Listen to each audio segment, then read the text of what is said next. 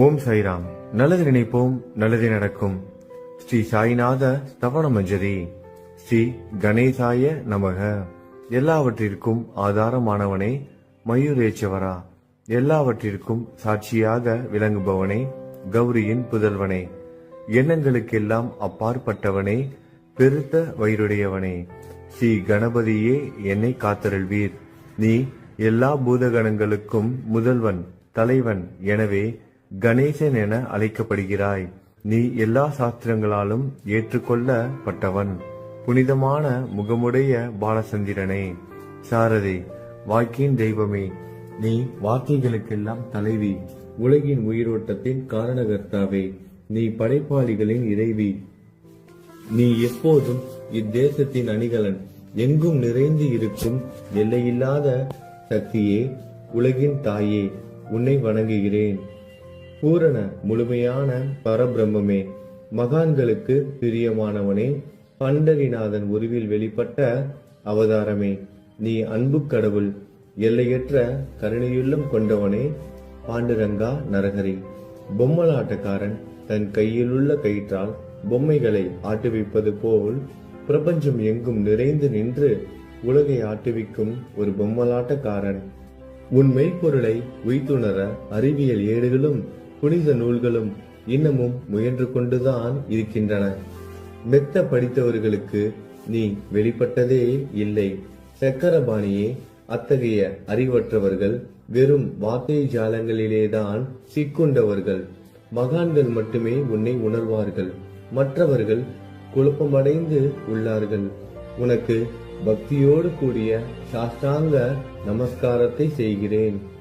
5 முகங்கள் கொண்ட சங்கரனே, மனித மண்டை ஓடுகளாலான மாலை அணிந்தவனே, நீலகண்டனே, திகம்பர ஓங்கார வடிவானவனே, பசுபதியே, எல்லா நேரங்களிலும் எவருடைய உதடுகள் உன் பெயரை உச்சரிக்கிறதோ அவர்களது உலகியல் துன்பங்கள் உடனடியாக நீங்கிவிடும். ஜடாமுடியை தரித்த சிவனே, உன் நாமத்தின் சக்தி அத்தகையது. உன் பாதங்களை வணங்கி நான் சாயு புகழை கூறும் இந்த துதியை எழுதுகிறேன். இந்த அருட்பணி முழுமையடைய எனக்கு அருள்வாயாக. நீலகண்டா, ஆலகால விஷமுண்ட சிவனே, இப்போது அத்திரி மகரிஷியின் முதல்வரான தத்தாத்திரேயரையும் குலதெய்வமான இந்திரனையும் துக்காராமையும் எல்லா ஞானிகளையும் பக்தர்களையும் பணிகிறேன். சாயிநாதா, உனக்கு வெற்றி கிட்டட்டும். பாவிகளை கடை தேற்றும் கருணை உள்ளவரே, உங்கள் பாதங்களில் என் தலையை வைத்து இருத்தி வேண்டுகிறேன். உன் பாதுகாப்பை எனக்கு அருள்வாய். நீ முழுமையான பரபிரம்மம், ஆனந்தத்தின் இருப்பிடம். நீயே விஷ்ணு, மனிதர்களுள் தலை சிறந்தவர். மன்மதனை எரித்த உமையொரு பாகனும் நீயே. நீ மனித வடிவில் தோன்றிய இறைவன், அறிவு என்னும் ஆகாயத்து சூரியன். நீ கருணை கடல், நீ பிறவி பிணிக்கு ஒரு அருமருந்து.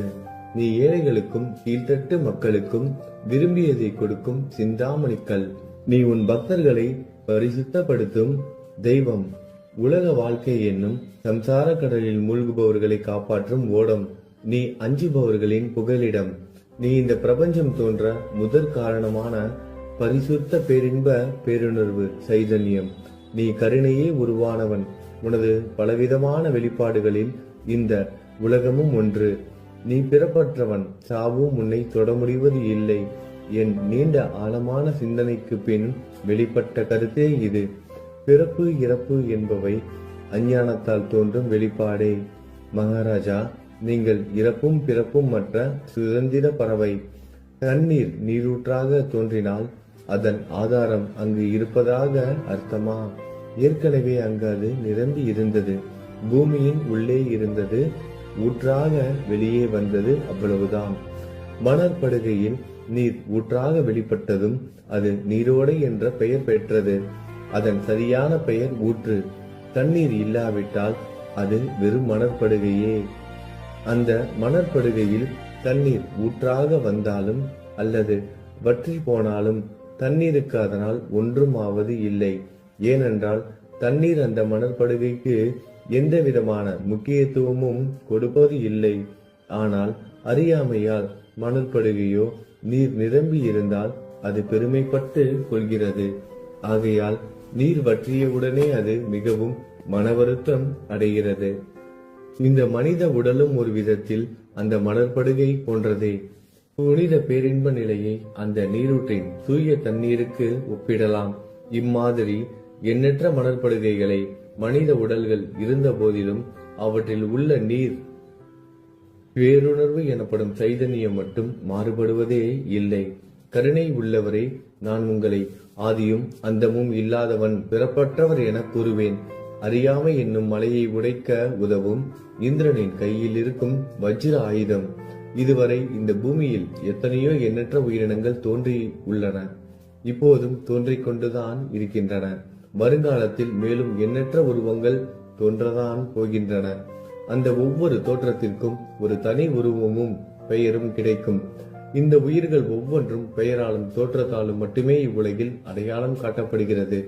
ஆகையால் அந்த சுத்த பேருணர்வு நிலையை நீ நான் என்று பிரித்து காட்டுவது சரியல்ல. ஏனென்றால் எது இரண்டாக தோன்ற முடியாதோ அதுவே உண்மையில் பரிசுத்த பேரின்ப பேருணர்வு சைதன்யம் எனப்படும். அது ஒன்றே அனைவரின் உள்ளும் ஆத்மா என்ற பெயரில் உள்ளது. மேலும் உண்மையை சொல்வதானால் அந்த ஒரே ஒரு சுத்த பேரின்ப பேருணர்வு நிலைதான் உலகம் முழுவதும் வியாபித்து இருக்கிறது. அப்படி இருக்கையில் நீ நான் என்ற வேற்றுமைகள் எவ்வாறு இருக்க முடியும்? நீருண்ட மேகத்தில் உள்ள நீரின் தன்மை உலகெங்கிலும் ஒன்றே. ஆனால் அது பூமியை அடைந்ததும் வெவ்வேறு தோற்றங்களை நதி, ஏரி, ஊற்று ஏற்கின்றன. கோதாவரி மணற்படுகையில் விழும் நீர் கோதாவரி நதி என்றழைக்கப்படும். அதே சமயம் கிணறு ஒன்றில் விழும் நீருக்கு அந்த சிறப்பு தகுதி கிடைப்பது இல்லை. கோதாவரி நதி மிகவும் புனிதமானது. நீங்கள் அதில் உள்ள நீரை போன்றவர். நாங்கள் குளம், குட்டை, சகதியில் உள்ள நீர் போன்றவர்கள். நம் இருவருக்கும் இடையே உள்ள வித்தியாசம் இதுதான். உங்கள் வாழ்வின் குறிக்கோளை அடைவதற்கு நாங்கள் உங்களிடம் வர வேண்டும். கூப்பிய கரங்களுடன் சரணடைய வேண்டும். ஏனென்றால் நீங்கள் ஒருவரை புனிதத்தின் உறைவிடம்.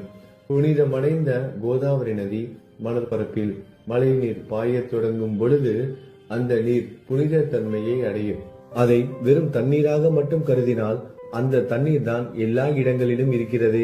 கோதாவரி நதி தீரம் முழுவதும் புனிதமாக கருதப்பட்டது. பூமியின் அந்த மணற்பகுதி அதன் புனித தன்மையை நிர்ணயம் செய்கிறது.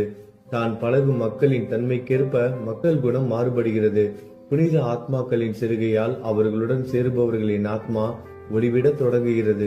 இல்லாவிட்டால் அது மாசுபட்டே இருக்கும். நீருண்ட மேகத்தில் நின்று கீழே விழுந்த நீரின் புனித தன்மையை எந்த பூமியின் பகுதி மாற்றவில்லையோ அந்த பகுதியை சாஸ்திரம் அறிந்தவர்கள் கோதாவரி என்று கூறுகிறார்கள். மற்ற பகுதியில் விழுந்த நீர் அந்த பகுதியில் உள்ள மண்ணின் குணத்தை ஏற்றுக்கொண்டது, புனித தன்மையை இழந்தது. மேகத்தில் இருந்த பொழுது பரிசுத்தமாக இருந்த நீர் அசுத்தமாகவும் கசப்பாகவும் உப்பாகவும் மாறிவிட்டது. 6 வித உட்பகைகளை அகற்றி காமம், கோபம், பேராசை, வெறுப்பு, அகங்காரம், பொறாமை புனித உடலெடுத்து வந்த குருதேவா தங்களை புனித மகான் என்று அழைப்பதே சாலப் பொருந்தும். ஆகவே நீங்களே புனித கோதாவரி. நீங்கள் கூடம் போடப்பட்டதாலேயேதான் நான் உங்களை புனித கோதாவரியாக உருவகம் செய்கிறேன். இயங்கும் அத்தனை படைப்புகளிலும் நீங்கள் சிறப்புற முதன்மை பெறுகிறீர்கள். பிரம்மா உயிர்களை படைக்க ஆரம்பித்ததிலிருந்தே உலகம் தோன்றியது முதல் கோதாவரி நதி இருக்கிறது. நீர் நிறைந்து பாயும் அந்த நதியில் இன்று வரை தண்ணீர் வற்றியதே இல்லை. ராவணனின் எதிரியான ராமர் கோதாவரி நதியின் கரைக்கு வந்தபோது ஓடிக்கொண்டிருந்த தண்ணீர் இன்று வரை அதே இடத்தில் எப்படி இருக்க முடியும் என்று சற்றே யோசித்து பாருங்கள். கோதாவரி நதியின் மணற்படுக்கை மட்டும் அதேதான். தண்ணீர் கடலை சென்றடைந்து விட்டது. ஆனால் அந்த கோதாவரி நீர்ப்படுகையுடன் புனிதத்தன்மை மட்டும் என்றுமே மாறாமல் இன்று வரை அப்படியே உள்ளது. ஒவ்வொரு வருடமும் பழைய நீர் வெளியேறி புதிய நீர் அதற்குள் பாய்கிறது. உங்களுக்கு தெரிந்த வாழ்க்கை நீதிதான் அது. ஒரு நூற்றாண்டை ஒரு ஆண்டாக கணக்கிட்டால் அந்த நூற்றாண்டில் தோன்றிய முனிவர்கள் பாயும் நீரை போன்றவர்கள். அவர்களில் மிகப்பெரிய மகான்கள் அந்த நீரில் தோன்றும் அலைகள் போன்றவர்கள். இந்த புனித கோதாவரி நதியில் முந்தைய நூற்றாண்டுகளில் சனாதர், சனதர், சனந்தனர் போன்ற மகான்கள் வெள்ளமாக தோன்றினார்கள். பிறகு நாரதர், தும்ரு, துருவன், பிரகலாதன், மகாபலி சக்கரவர்த்தி, சபரி, அங்கதன், வாயுகுமாரனான அனுமான், விதுரர், கோபர்களும் கோபியர்களும் வெள்ளமாக தோன்றினர். இவ்வாறு இன்று வரை கடந்த நூற்றாண்டுகள் ஒவ்வொன்றிலும் ஒன்றன் பின் ஒன்றாக மகான்களாகிய வெள்ளம் தோன்றியது. அவற்றை எல்லாம் என்னால் ஞாபகப்படுத்தி கூற முடியவில்லை. சாய்நாதா, இந்த நூற்றாண்டில் 19ஆம் நூற்றாண்டு புனித கோதாவரி நதியில் சந்தேகத்திற்கு இடமில்லாமல் நீங்கள் வெள்ளமாக பாய்ந்தீர்கள். எனவே உமது தெய்வீகமான பாதங்களை வணங்குகிறேன் மகாராஜா. நான் செய்யும் தவறுகளை உங்கள் கவனத்தில் வைத்துக் கொள்ள வேண்டாம் என மன்றாடி கேட்டுக்கொள்கிறேன். நான் ஒரு எளியவன், அறியாதவன், தீய குணங்கள் கொண்ட மிகப்பெரிய பாவி.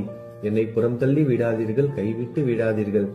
மட்டமான உலோகத்தையும் தங்கமாக மாற்றும் சக்தி கொண்ட ரசவாதக்கல் இரும்பினுடைய இயற்கையான தன்மைகளை பொருட்படுத்துவது இல்லை. கோதாவரி நதி தன்னுள் கலக்கும் சிறு ஓடைகளை திருப்பி அனுப்புவது இல்லை. அநேக தீய குணங்களை என்னுள் கொண்டவன் நான். உங்களது கருணை மிகுந்த பார்வையால் அவற்றை சடுதியில் அழித்து விடுங்கள். இது மட்டும்தான் உங்கள் அடிமையான தாசனேவின் வேண்டுகோள். ரசவாத கல்லின் தொடர்பு ஏற்பட்டும் இரும்பின் இயற்கை தன்மைகள் அளிக்கப்படாவிட்டால் குருதேவா, அது ரசவாத கல்லின் பெருமைக்கு இழுக்கு அல்லவா? என்னை பாவியாகவே இருக்கும்படி விட்டு விடாதீர்கள். தங்களை குறைவாக மதிப்பிட்டுக் கொள்ளாதீர்கள். நீங்கள் ரசவாத கல், நான் இரும்பு. எனக்கு ஏற்படும் இழிவுகள் தங்களுக்கு ஏற்படும் இழிவுகள் அல்லவா? ஒரு குழந்தை தவறு செய்து கொண்டேதான் இருக்கிறது. ஆனால் அதற்காக தாயார் கோபமடைவது இல்லை. இதை தாங்கள் நினைவில் வைத்துக் கொண்டு எனக்கு உங்கள் அருள் ஆசிகளை தாருங்கள். சத்குரு சாய்நாதா, நீங்கள் எனது கற்பக விருட்சம், சம்சார கடலை கடக்க உதவும் கப்பல். சந்தேகத்திற்கு இடமின்றி நீங்கள் ஒருவர் மட்டுமே என்னை கடை தேற்ற முடியும். நீங்கள் எனக்கு காமதேனுவாகிய பசு. நீங்கள் சிந்தாமணிக்கல், ஞானவானில் சூரியன் தாங்கள். நீங்கள் நற்பண்புகளின் சுரங்கம், சொர்க்கத்திற்கு ஏறி செல்ல உதவும் ஏணி நீங்கள். புனித செயல்களின் நிறைகள் நிறைய கொண்டவரை, பரிசுத்தமானவரை, சாந்தி மற்றும் பேரின்பத்தின் மொத்த உருவமே, இரண்டாக இல்லாதவரை, வேறுபாடு இல்லாதவரை, அறிவு கடவுளே, குறைகளற்ற முழுமையான அறிவாக உருவெடுத்தவரே, மனிதர்களில் உன்னதமானவரே, சாந்தி மற்றும் மன்னிப்பதின் உறைவிடமே, பக்தர்களின் அடைக்கலமே, என்னை ஆசீர்வதியுங்கள், என்னை ஆசீர்வதியுங்கள். சத்குரு மச்சீந்திரநாதர். கலியுகம் ஆரம்பித்தவுடன் மகாவிஷ்ணுவால் உலகம் உய்ய அனுப்பப்பட்ட 9 நாதர்களில் ஒருவர் நீயே. சிவன் நெற்றிக்கண்ணை திறந்தவுடன் அந்த அக்னியில் தோன்றிய மகாத்மா ஜாலந்தரும் நீயே. நீங்கள் மகாராஷ்டிராவில் தோன்றி பக்தி மார்க்கத்தை பரப்பிய ஞானிகள் நிவர்த்திநாதர், ஞானேஸ்வரர், கபீர்தாசர், ஷேக் முகமது, ஏகநாதர். நீங்கள் போதவா தத்தகுருவின் குரு நீங்களே. பண்டரிநாதரின் அடியவர் சாவதா மாலி. நீங்கள் உண்மையில் ஆஞ்சநேயரின் மறு அவதாரம் ராமதாசர். நீங்கள் மகாராஷ்டிர ஞானி பாண்டுரங்கன் மீது அபகங்கள் என்னும் கீர்த்தனை நிறைய இயற்றிய துகாராம். சாயிநாதா, நீங்கள் முஸ்லிம் ஞானி ராம பக்தர். நீங்கள் தத்தாத்திரேயரின் மறு அவதாரம் மாணிக் பிரபு. உங்களது இன்றைய அவதாரம் தோற்றம் மற்றும் உங்களுடைய எண்ணற்ற தன்மைகளை புரிந்து கொள்ள உண்மையில் கடினமாக இருக்கிறது. உங்களது ஜாதி குலம் பற்றிய எதையும் நீங்கள் எவருக்கும் வெளிப்படுத்தியது இல்லை. சிலர் உங்களை முஸ்லீம் என்கிறார்கள், சிலர் உங்களை பிராமணர் என்கிறார்கள். கிருஷ்ணரை போன்று எண்ணற்ற தெய்வீக லீலைகளை செய்வதெல்லாம் உங்களுக்கு ஒரு விளையாட்டு. ஸ்ரீ கிருஷ்ண பரமாத்மாவை பார்த்து உயிர்த்துணர்ந்த பல்வேறு மக்கள் பலவிதமான பெயர்களிட்டு அவரை அழைத்தனர். சிலர் அவரை யது குலத்தின் அணிகலன் என்றார்கள். சிலர் அவரை மாடுகள் மேய்க்கும் இடையன் என்றனர். யசோதை அவரை பச்சிலம் குழந்தை என்றாள். கிருஷ்ணனின் மாமனாகிய கம்சன் அவரை மகா காலன், உயிரை குடிக்கும் யமன் என்றான். அர்ஜுனன் அவரை எங்கும் நீக்கமர நிறைந்துள்ளவர் என்றான். அவ்வாறே குருநாதா, ஒவ்வொரு மனிதனின் மனநிலைக்கு ஏற்ப, அவரவர் எண்ணங்களுக்கு ஏற்ப உங்களுக்கு பெயர்களை சூட்டினார்கள். மசூதி நீங்கள் வாழும் இருப்பிடம். உங்கள் காதுகள் குத்தப்படவில்லை. இந்து மத வழக்கப்படி காதுகள் குத்தப்பட வேண்டும். பாத்தியா ஓதுவதை பார்த்து நீங்கள் முஸ்லிம் என்று கூறுவது பொருத்தமானதே. கருணாமூர்த்தியே, அதேபோல் நீங்கள் அக்னியை வழிபடுவதை பார்த்து நீங்கள் ஒரு இந்து என்று முடிவு செய்யப்பட்டது. இந்த வெளிப்புற வித்தியாசங்களை வீண் விவாதம் செய்யும் எண்ணம் கொண்டவர்களே விரும்புவார்கள். உண்மையான ஞானத்தில் ஆர்வம் கொண்டவர்கள் இந்த வெளிப்புற வேறுபாடுகளுக்கு முக்கியத்துவம் தரமாட்டார்கள். நீங்கள் பிரம்மத்தின் நிலையில் இருக்கிறீர்கள். ஜாதி குலம் போன்றவை உங்களுக்கு முக்கியமில்லை. நீங்கள் எல்லோருக்கும் மேலான உயர்ந்த குருவாகவும் இந்த பிரபஞ்சத்தை படைத்தவராகவும் இருக்கிறீர்கள். முஸ்லிம் இந்துக்களுக்கிடையே பகைமை உணர்வு ஏற்பட்டதால் அவர்களுக்கிடையே இணக்கமான உறவையும் ஒற்றுமையையும் ஏற்படுத்துவதற்காகவே நீங்கள் மசூதியில் அமர்ந்து அக்னி வழிபாட்டை நடத்தி உங்கள் லீலைகளை பக்தர்களுக்கு காட்டினீர்கள். நீங்கள் ஜாதி மதங்களுக்கு அப்பாற்பட்டவர். நீங்கள் பிரம்மமே, உண்மையில் அதுவே நீங்கள் உண்மையில் எண்ணங்களுக்கும் அப்பாற்பட்டவர். உங்களை பற்றிய வாத பிரதிவாதங்கள், ஊகங்கள், ஆதாரம் இல்லாத கருத்துக்கள் நடமாடும் இடத்தில் என் வார்த்தைகளுக்கு முக்கியத்துவம் எப்படி கிடைக்கும்? ஆனால் உங்களை பார்க்கும் பொழுது என்னால் மௌனமாக இருக்க முடியவில்லை. வார்த்தைகளால் போற்றுதலே உலக வழக்கில் உள்ள ஒரே வழக்கம். ஆகையினால் உங்கள் அருளாசியுடன் வார்த்தைகளால் எப்படியெல்லாம் போற்ற முடியுமோ அவ்வண்ணமே போற்றி புகழ்கிறேன். கடவுளின் நிலையை விட மகான்களின் நிலை வேறுபட்டு மிக உயர்ந்ததாகவும் இருக்கும். மகான்களின் அருகில் நான் எனது போன்ற எண்ணங்களுக்கு இடமே இல்லை. கடவுளை வெறுத்ததால் இரணியகசிபுவும் ராவணனும் கொல்லப்பட்டனர். மகான்கள் கைகளால் இத்தகைய துசம்பவங்கள் ஏற்பட்டதே இல்லை. அரசன் கோபிசந்தன் முனிவர் ஜாலந்தரை சாணக்குவியலுக்குள் புதைத்தான். ஆனால் அந்த நிலையிலும் அரசரின் அந்த செயலுக்காக அந்த முனிவர் வருத்தப்படவே இல்லை. அரசரின் அந்த செயலுக்கு நேர்மாறாக அந்த அரசனை சம்சார சூழலில் இருந்து விடுவித்து அவனை முக்தியடைய செய்தார். மகான்களின் சக்தி இப்படிப்பட்டதே. அவற்றை விவரித்து கூற முடியாது. மகான்கள் சூரியனை போன்றவர்கள். அவர்கள் கருணை ஒளிவிட்டு பிரகாசிக்க கூடியது. மகான்கள் சந்திரனை போல் இதயத்திற்கு ஆறுதல் கொடுப்பவர்கள். சந்திரனின் மென்மையான ஒளிக்கதிர்கள் போல் அவர்களது அருள் ஒளி வீசும். மகான்கள் இதமளிக்கும் கஸ்தூரி போன்றவர்கள். அவர்கள் அருள் அதன் நறுமணம் போன்றது. மகான்கள் சாறு நிரம்பிய கரும்பு போன்றவர்கள். அவர்களின் அருள் அந்த கரும்பு சாற்றினை போல் இனிப்பானது. நிச்சயமாக மகான்கள் நல்லவர்களிடமும் தீயவர்களிடமும் ஒரே விதமாக நடந்து கொள்கின்றனர். அதற்கும் மேலாக பாவிகளிடம் அவர்கள் காட்டும் அன்பு அளவிட முடியாதது. கோதாவரி நதியில் அழுக்கடைந்த துணிகளை சுத்தம் செய்யப்பட வேண்டி வருகின்றன. சுத்தமான துணிகள் கோதாவரி நதியில் நின்று வெகு தூரத்தில் பெட்டியிலேயே தங்கிவிடுகின்றன. பெட்டியில் வைக்கப்பட்டிருந்த அந்த துணியும் ஒரே ஒரு முறை கோதாவரி மணற்படுகைக்கு நன்றாக துவைப்பதற்காக வந்ததுதான். இந்த ஊமையில் பெட்டிதான் வைகுண்டம், நீங்களே கோதாவரி. கோதாவரி நதிக்கரையே நம்பிக்கை. எல்லா உயிரினங்களும் துணிகள். 6 விதமான மன விகாரங்களே அவற்றை பற்றியுள்ள அழுக்கு. அவை காமம், கோபம், கஞ்சுத்தனம், மதம், பொறாமை, மோகம் என்பவையே. தங்கள் பாதார விந்தங்களை வணங்குவதை கோதாவரியில் செய்யப்படும் புனித குளியல் எல்லா பாவங்களையும் மன அழுக்குகள் போக்கி சமத்தரே எங்களை சுத்தப்படுத்தும். சம்சார வாழ்க்கையில் உழலும் மக்களாகிய நாங்கள் மேலும் மேலும் பாவம் செய்கிறவர்களாக இருக்கிறோம். எனவே மகான்களின் தரிசனம் பெறுவதற்கு நாங்கள் தகுதியுடையவர்கள் ஆகிறோம். கோதாவரி நதியில் தண்ணீர் நிரம்பி உள்ளது. படித்துறையில் துவைப்பதற்காக துணிகள் வருகின்றன. அவை துவைக்கப்பட்டு சுத்தப்படுத்தப்படாவிட்டால் அது கோதாவரி நதிக்கல்லவா இழுக்கை தேடி தரும். நீங்கள் அடர்ந்த இலைகளுடன் கூடிய நிழலையும் குளிர்ச்சியையும் தரும் மரம். உண்மையில் நாங்கள் வழிபோக்கர்கள். எங்களை 3 வித துக்கங்கள், இயற்கை இடர்பாடுகளால் வரும் துன்பங்கள், நமது உடலுக்கு வரும் நோய் நொடிகள், அஞ்ஞானத்தால் நிரம்பிவிடும் பாவ மூட்டை எனப்படுவையில் சுட்டரிக்கின்றன. கருணாமூர்த்தியே, அந்த சுட்டரிக்கும் 3 வித தாபங்களின் வெப்பத்திலிருந்து எங்களை காப்பாற்றும். தங்கள் அன்பு மிகுந்த கருணை என்னும் குளிர் நிழல் இந்த சம்சாரம் என்னும் வாழ்க்கை கடலை கடக்க உதவும் தன்மை கொண்டது. மரத்தின் அடியில் அமர்ந்தும் ஒருவன் சூரியனின் சுட்டரிக்கும் வெப்பத்தை உணர்ந்தால் அந்த மரத்தை நிழல் தரும் மரம் என்று கூற முடியுமா? பாருங்கள், உங்கள் அருளின்றி இந்த உலகில் நல்லது என்பது ஏற்படுவது இல்லை.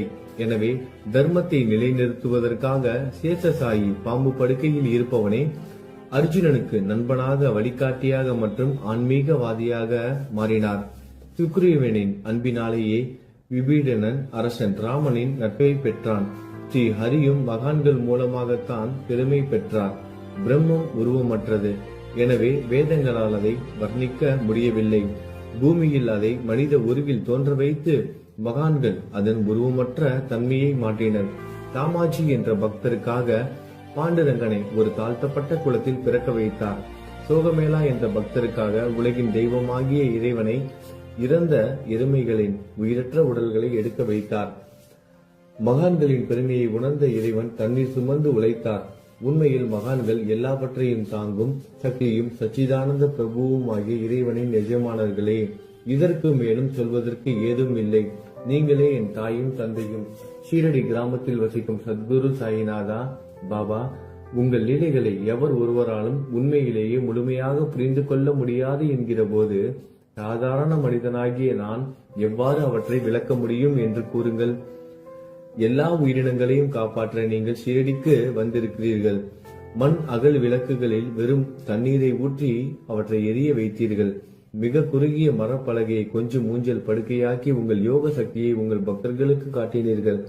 அநேக பெண்களின் மலட்டுத்தன்மையை முழுவதுமாக நீக்கினீர்கள். உதியின் மூலம் அநேக பேரின் வியாதிகளை குணமடைய செய்தீர்கள். இவ்வுலக சம்பந்தமான துன்பங்களை நீக்குவது உங்களுக்கு ஒரு பொருட்டே அல்ல. யானை ஒன்று எறும்பை சுமையாக கருதுமா? குருராயா, இப்பொழுது இந்த எளியவன் பால் கருணை காட்டுங்கள். உங்கள் பாதங்களில் சரணடைந்து விட்டேன். என்னை திருப்பி அனுப்பி புறம் தள்ளி விடாதீர்கள். மகாராஜ், நீங்கள் அரசர்களுக்கெல்லாம் அரசன். நீங்கள் குபேரனை விட செல்வம் அடைந்தவர். நிச்சயமாக தன்னிகரற்ற வைத்தியர். உங்களை விட மேலானவர் எவரும் இல்லை. மற்ற கடவுள்களை வணங்குவதற்கு தனித்தனியாக பூஜை பொருட்களும் வழிபாட்டு முறைகளும் உள்ளன. ஆனால் உங்களை வணங்குவதற்கு தகுதியான பொருட்களே இந்த உலகில் இல்லை. சூரியனின் ராஜ்யத்தில் தீபாவளி பண்டிகையை கொண்டாடுவது என்றால் எவ்விதமான பொருட்களை கொண்டு அதை கொண்டாடுவோம்? சமுத்திரத்தின் தாகத்தை தணிக்க பூமியில் போதுமான தண்ணீர் கிடைக்காது.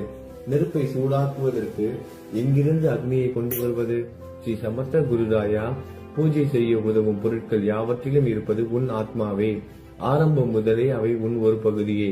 மேலே கூறப்பட்டவை எல்லாம் தத்துவார்த்த ரீதியில் கூறப்பட்டவையே. எனக்கு ஏற்பட்ட அடிப்படையில் கூறப்பட்டவை அல்ல. அனுபவங்கள் இன்றி கூறப்படும் வார்த்தை ஜாலங்கள் வீணே. சம்பிரதாய சடங்குகளின்படி உங்களுக்கு பூஜை செய்ய வேண்டும் என்றால் அதனை செய்வதற்கு தேவையான பூஜை சாமான்கள் என்னிடத்தில் இல்லை என் குருநாதா. கருணையுடையவரை, அடிக்கடி என் கற்பனை திறனின் அடிப்படையில் உங்களுக்கு நான் வழிபாடு செய்கிறேன். அந்த வழிபாட்டை இந்த அடிமையிடமிருந்து ஏற்றுக்கொள்ளுங்கள். இப்போது என் அன்பு கண்ணீரால் உங்கள் கால்களை கழுவுகிறேன். உண்மையான பக்தி என்னும் சந்தனத்தை அரைத்து தாந்தாக்கி உமக்கு இடுகிறேன். அழகிய வார்த்தைகளால் எழுதப்பட்ட இந்த துதி என்னும் கம்னியை உமக்கு அணிவிக்கிறேன். இந்த புகழ் மாலையை உங்கள் கழுத்தை சுற்றி அணிவிக்கிறேன். என் கெட்ட குணங்களை தூபமாக்கி உமக்கு முன் எரிய விடுகிறேன். தீய குணங்களின் கூட்டு பொருளே ஆனாலும் அது எரியும் போது அதிலிருந்து தீய வாசனை எழுவது இல்லை. சத்குருவுக்கு முன்பு இல்லாமல் வேறு எங்காவது இந்த தூபம் எரியவிடப்பட்டால் அங்கெல்லாம் அந்த தூபத்தின் நிலை கீழே கொடுத்த மாதிரி ஆகும். அதாவது சாம்பிராணியை நெருப்பில் போட்டவுடன் அது பொசுங்கி அதில் உள்ள நல்ல மனம் என்ற நற்குணம் அதை விட்டு மறைந்து போகிறது. சத்குருவே, உமக்கு முன் அதை எரிய விட்டால் இதற்கு மாறாக நிகழ்கிறது. தீய தன்மைகள், அழுக்குகள் அக்னியில் எரிந்து விடுகின்றன. உலகம் பார்த்து சந்தோஷப்படும் வகையில் அதன் நற்குணம் அதிலேயே தங்கிவிடும்.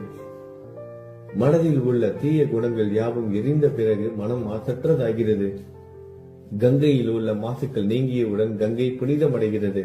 மாயை, மோகம் என்ற தீபத்தை உமக்கு ஏற்றி காட்டுகிறேன். அதன் மூலம் என் மனம் வைராக்கியத்தை அடைய அருள் செய்வீராக. குருதாயா, பரிசுத்தமான நம்பிக்கை என்ற சிம்மாசனத்தை நீங்கள் என்னுள் அமர்வதற்கு ஆசனமாக உமக்கு தருகிறேன். அதை பெற்றுக்கொண்டு எனது பக்தி என்ற நைவேத்தியத்தை ஏற்றுக்கொள்ளுங்கள். பக்தி என்ற நைவேத்தியத்தை ஏற்றுக்கொண்டு அதன் சாரத்தை எனக்கு கொடுப்பீராக. ஏனெனில் நான் உமது பால்குடி மாறாத பச்சிலம் குழந்தை. உங்கள் அருட்பாலில் எனக்கு உரிமை உண்டு. எனது மனதையே உமக்கு தட்சணையாக கொடுக்கிறேன். ஆகையால் நான் செய்யும் காரியங்கள் யாவற்றிலும் நான் செய்பவன் என்று உரிமை கொண்டாட முடியாது.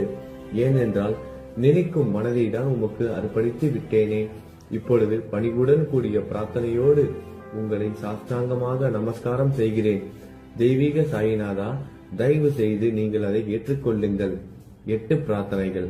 சாயிநாதா, சாந்தமான மனமுடையவரே, அறிவின் சிகரமே, அன்புள்ளம் கொண்டவரே, கருணை கடலே, உண்மையின் உறைவிடமே, மாயை என்னும் இருளை அகற்றுபவரே, ஜாதி மதங்களுக்கு அப்பாற்பட்ட துறவியே, எங்களின் புரிந்து கொள்ளும் திறமைக்கும் அப்பாற்பட்டவரே, அன்பின் இருப்பிடமே, ஷீரடி நாதா, என்னை காப்பாற்றும் ஞான சூரியனே, ஞானத்தை அளிப்பவரே, எல்லாவித நல்ல செயல்களையும் செய்பவரே, பக்தர்களின் மனங்களில் ஒளிரும் பரமஹம்சரே, எங்களை சரணடைந்தவர்களை காப்பவரே, படைக்கும் தொழில் புரியும் பிரம்மாவே நீங்கள், காக்கும் கடவுள் விஷ்ணுவே நீங்கள், 3 உலகங்களையும், பூவுலகம், சொர்க்கம், நரகம், கடைசியில் லயமடைய செய்யும் ருத்திரனும் சிவனும் நீங்களே. நீங்கள் இல்லாத இடமே இந்த பூமியில் ஏது? எல்லாம் அறிந்த இறைவன் நீங்கள். எங்கள் அனைவரின் இதயங்களிலும் வசிப்பவரும் நீங்களே. எனது எல்லா குற்றங்களையும் மன்னிக்க வேண்டும் என வேண்டி கேட்டுக்கொள்கிறேன். அலை அலைகளாக வரும் சந்தேகங்களையும் மனமயக்கங்களையும் போக்குவீராகுக. நீங்கள் பசு, நான் புதிதாக பிறந்த இளம் கன்று. நீங்கள் சந்திரன், நான் சந்திர காந்தக்கல். தங்கள் பாதங்கள் கங்கை நதி, புண்ணியத்தை தருவதால் பணிவுடன் இந்த அடிமை உங்களுக்கு தலை வணங்குகிறேன். உங்கள் கைகளை என் தலை மீது வைத்து ஆசி கூறுங்கள். கவலைகளும் துன்பங்களும் பறந்தோடட்டும். நான் உங்கள் அடிமை. இந்த 8 துதிகளையும் கூறி நான் உங்களை சாஷ்டாங்கமாக நமஸ்கரிக்கிறேன். எனது பாவங்கள், துயரங்கள், ஏழ்மை யாவும் உடனடியாக விலகட்டும். நீங்கள் பசு, நான் கன்று குட்டி. நீங்கள் தாய், நான் உங்கள் குழந்தை. என் மீது கடுமை காட்டாதீர்கள். நீங்கள் மேற்கு தொடர்ச்சி மலைப்பகுதி மலையகிரியில் உள்ள சந்தனம், நான் முள் அடர்ந்த புதர். நீங்கள் புனிதமான கோதாவரி நீர், நானோ பெரும் பாவி. குருநாதா, உங்கள் தரிசனம் கிடைத்த பிறகும் என்னிடம் உள்ள கெட்ட குணங்கள் என்ற அழுக்கு என் மனதிலேயே தங்கி இருக்குமானால் உங்களை சந்தனம் என்று யார் கூறுவார்கள்? கஸ்தூரியின் அருகாமையில் உள்ள மண்ணும் உயர்வாக போற்றப்படுகிறது. மலரின் தொடர்பினால் தானே அதன் நாரும் தலையில் உயர்ந்த இடத்தை பிடிக்கிறது. மலரால் மனம் பெற்ற நாற்போல் மகான்களும் அப்படிப்பட்டவர்களே. அவர்களுடன் தொடர்புடைய எந்த பொருளும் மிகவும் உயர்வாக மதிக்கப்படுகிறது. சிவபெருமான் விபூதி, லங்கோடு, நந்தி ஆகியவற்றை ஏற்றுக்கொண்டதால் 8 திக்குகளிலும் அந்த பொருட்கள் புகழப் பெறுகின்றன. இடையர்களை மகிழ்விப்பதற்காக யமுனை நதிக்கரையில் உள்ள பிருந்தாவனத்தில் உலகிற்கெல்லாம் இறைவன் தகிகாலா உரியடி விளையாட்டு என்ற விளையாட்டை விளையாடினான். அதுவும் அறிவுடையோர் மத்தியில் ஏற்றுக்கொள்ளப்பட்டது.